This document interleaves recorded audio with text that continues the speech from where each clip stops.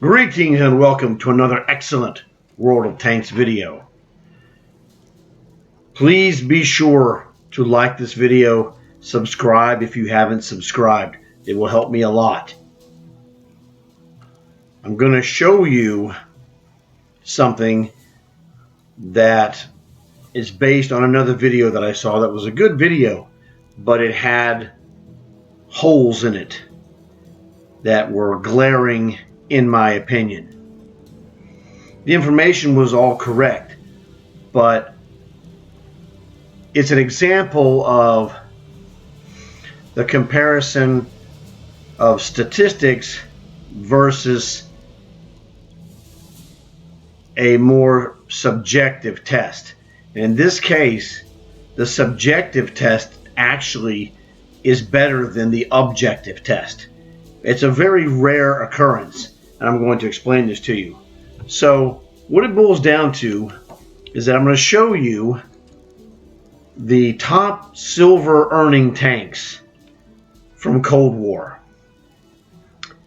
And then I'm going to show you how to take that information and use it to your own personal benefit and not simply recite statistics, because the statistics do not tell you the whole story. They give you a basis from which to make an analysis to your own personal advantage, but the numbers do not guarantee that that is the best way to do it. So let me show you.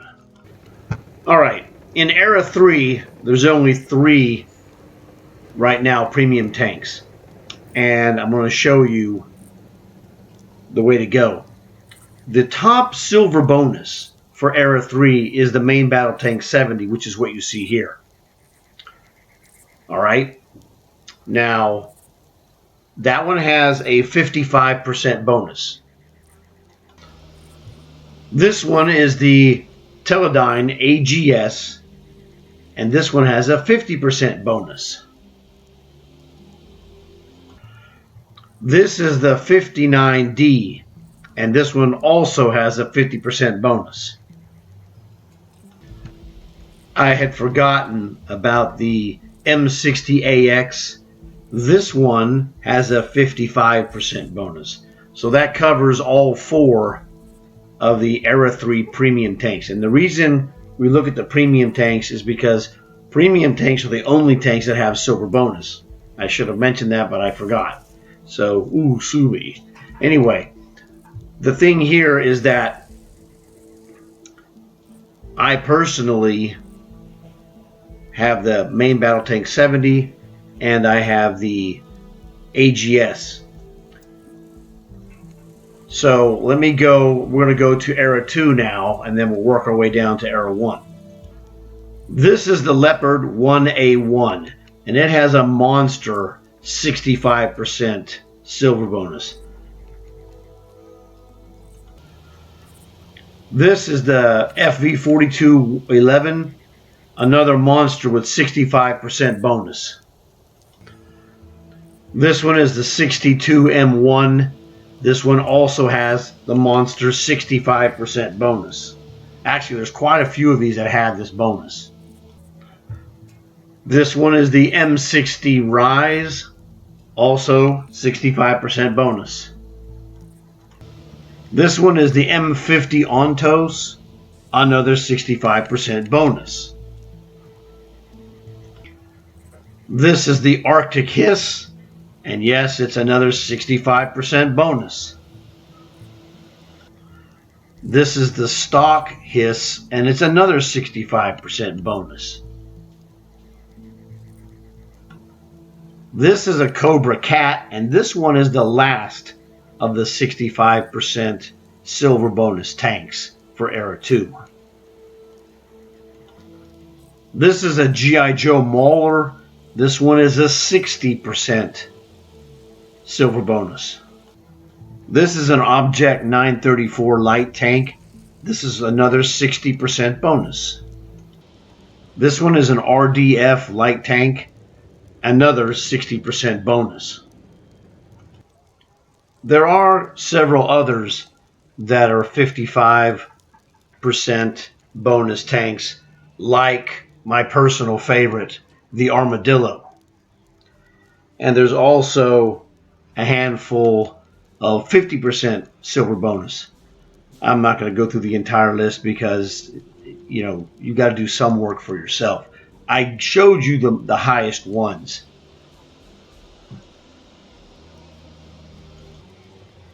And just so you can see it, that's the Armadillo with a 55% silver bonus. Now I'm going to switch to Era 1 and show you the top dogs over there. This is the WZ111. This guy is the highest silver bonus for Era 1, and this one has a 60% bonus. There's several others that have 55s, and I'll get to those in just a second. At 55%, this is the NM116, a cool sniper tank. This T55, this is a T100 sniper tank, and this is also a 55% silver bonus tank. This is a T95E2, another 55% bonus tank, and this one has my Arnie Mania camo on it. Okay, so I showed you the tanks for each era that have the highest silver bonus by statistics. They're straight percentages. 60%, 65%, 55%, whatever. There's a few others 50%. Now, that's all good. Now, if I told you that the 65% tank was automatically the best one to use, that would not be 100% honest. It might be mostly honest for most people. But the key thing is, you need to know which tanks generate the most silver, not for somebody else, but only for you. And this is the key element. That things that were not covered in this other video that I saw, but glaring. You have to take into account, number one, your own personal skill set. If you're better at some tank than others, you could find a 55% tank like the Armadillo is better for you than something that has a higher payout rate, like the Object 934 light tank, which has a 60% bonus. So it's one of those things that there's not a universal answer. Myself, I use the Armadillo because it's easy for me to play, and it's easy for me to play. It's fun. I don't get mentally bored running Armadillo missions. Other tanks that I also enjoy when I'm playing with my friends, the FV4211. Now that is a 65% earner, and it's a monster. Okay, it's hard to beat that one, but yes, you can beat it, because if you don't like that kind of tank, then why should you run it? You don't run things because people tell you should run it, or that you think, well, I got to run this because that's what they say to run. I don't want to stick out from the crowd. Stick out from the crowd. Have fun. Be the best you that you can be. Don't listen to these guys telling you, oh, if you don't run a 4211, you're not a serious player. You're not any good. Who cares? Do what you like, because in the end, you have to satisfy yourself, not some other guy whose opinion really doesn't matter. So look at those different tanks. Also, another key element, what do you have? If you don't have, well, and some people aren't going to have it. If you don't have the G.I. Joe Armadillo, when it's gone, okay? And I'm not telling you to buy it. I'm just giving you that one as an example. Get what floats your boat. Look at what you have, in your stash or what's gettable. This is why I keep my eyes open for bargains.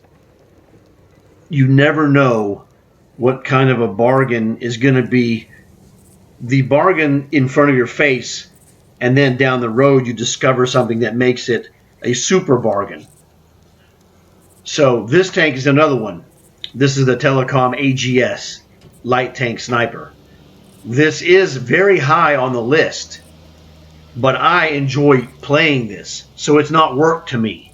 I don't come here to go to work. I want to have a good time. I want to have good results, etc. So you've got to take into account your skills, what actual tanks you have available, and also what you enjoy to play.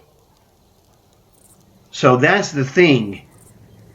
I don't want to play things that I don't like to play, because it's just mentally draining. And you shouldn't come here to be mentally drained. You should come here to play this game to have mentally uplifting times, because you're having success, you're doing the things that you like to do or that you want to do, etc.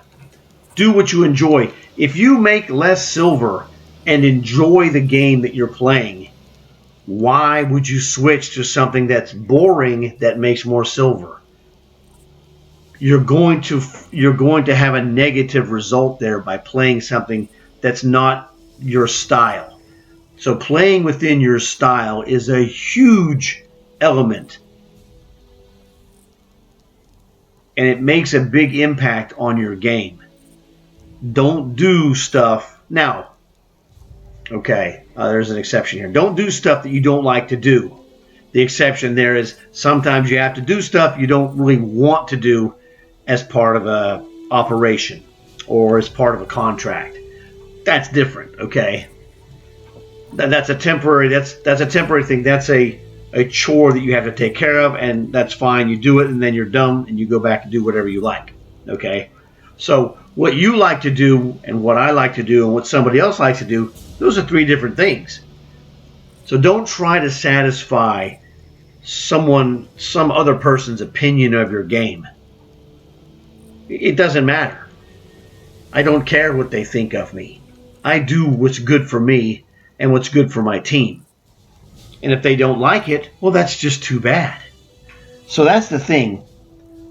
When you're working on gaining silver, which you need, especially when we're going to try and upgrade your tanks or buy a new tank, if that's what you do, do the thing that's the least inconvenient for yourself, that gets you where you want to be. If you want to play a tank that's a 50% bonus, which I do myself sometimes, that's okay. There's nothing wrong. I don't go, well, I got to go make some money. Let me go play 165% silver bonus to make the most money I can make. Ha ha ha. Whatever. I was doing it last night. I was playing this tank a lot. Played some Armadillo as well. Played some other ones that don't really make a lot of money. Not Cold War money. Cold War money is insane. So once I had stuff, I was just doing stuff that was interesting to me. So that's the key thing that I thought was missing from the video that I saw. He had a lot of great information of what tanks had high silver returns, which is important. But if you don't have a 65% bonus silver tank, you shouldn't feel like you're some kind of a bum. If you have a 50% bonus tank that you enjoy, man, rock and roll is what I say. Because you cannot replace fun. Silver, millions of silver does not replace fun. You just can't buy that. And if you can run in a platoon with your buddies, that makes it better. So keep in mind, this is the old example of the argument of stats versus the eye test. The eye test is the most dominant test. the subjective eye test that you have is like, man, well, I'm awesome in this tank, but they say I should run something different. Screw that. Do what makes you feel good. I run this one, and this is a good one, but it's only 50%. Yeah, well, when I make money, it doesn't matter 50% because I score well in this tank, and that's the thing. It's good for me, and I enjoy it. And the odds will tell you, if you track this, the thing you like to do that you're good at, you're going to be better than even though you will be a good player on the other thing that you don't care for. Eventually, the fact that you don't care for it is going to catch up with you. You're not going to be better off for it. So do play the tanks you like to play. Look into the stuff that's interesting to you, because some of these tanks are very expensive. This is one of them. The Era 3 tanks are very expensive in general. So you got to kind of watch videos on those tanks, how they play, to see if that's really, up your alley, as the saying goes. Don't just get a tank for the stats. I had an example that I got was a Walker Bulldog Tier 8 light tank. It was in the line that I was going to work towards the Tier 10. Man, and I'm a really good light tank player, but that thing just drives like garbage. I couldn't stand that tank. I dumped it as soon as I got the Tier 9 replacement. So the stats don't tell you, hey, that Walker Bulldog drives like trash.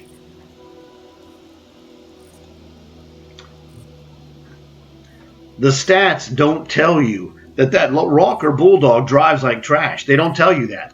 I had to drive it. I was like, oh man, this thing is garbage. So the stats can fool you. Your eye and watching videos of the thing you're looking at before you buy it. That's the best thing you can do. Because if it looks great to you in videos, it's harder to get fooled. I can't even imagine how horrible it would be if I would have bought an expensive 10,000 plus gold tank that was garbage. I can give you an example. When I first got the Vanguard Tier 8 light tank, I was playing it incorrectly, and I was not enjoying it at all. And then I realized, you moron, you're playing this wrong. You should play it like a sniper with escapability, not as a light tank interceptor, which is what I was trying to use it as. And I switched my mode of thinking from light tank interceptor to sniper with escapability speed. Man, it went from garbage to gold so fast it'll make your head spin. But that was just me playing it wrong. And it felt terrible, and I would have felt really worse if I'd actually spent actual money to buy gold to get it. I got it from free experience. So it was absolutely a free tank for me. And it was feeling like I wasted a lot of free experience on that tank until I realized, no, you're playing it wrong. So this is the thing. You want to prevent those kind of mistakes. Your eyes aren't going to lie to you. So when you see this tank, a 14,000 gold tank, you got to investigate and analyze, is this the thing for you? I mean, this is, a killer sniper tank. It is a killer. So that's the thing. Don't rely only on the numbers. The numbers can fool you because you're not a robot. A robot would be best served by following strictly numbers. Now, sometimes the high numbers don't lie. The FV 4211 65% bonus, man, it's awesome. That tank works great for me. And I can play that quite a bit without getting bored or depressed. Not as much as this tank. I prefer to play this. But the 4211 is really good, and that thing is a monster moneymaker. So sometimes the stats do tell you things that will work out in your favor as being really awesome. Sometimes they do, sometimes they don't. So that's what I wanted to mention, because you're going to need to make silver for World War II as well as Cold War. And so when you're doing that silver making, use this information to help you be more efficient and do a better job of evaluating what it is you're trying to do, what it is you can afford to do with things that you don't have yet. So check out stuff. We have a brand new season coming up. It's going to be fantastic. So hopefully you enjoyed this video and it had a lot of information that will help you. Please like it. Please subscribe. It'll help me very much. Tell your friends. That way they can have a chance to like and subscribe as well, because it will help them as well. So I got to go. I got more videos coming. I will see you guys tomorrow when the new season starts. Thanks again for watching.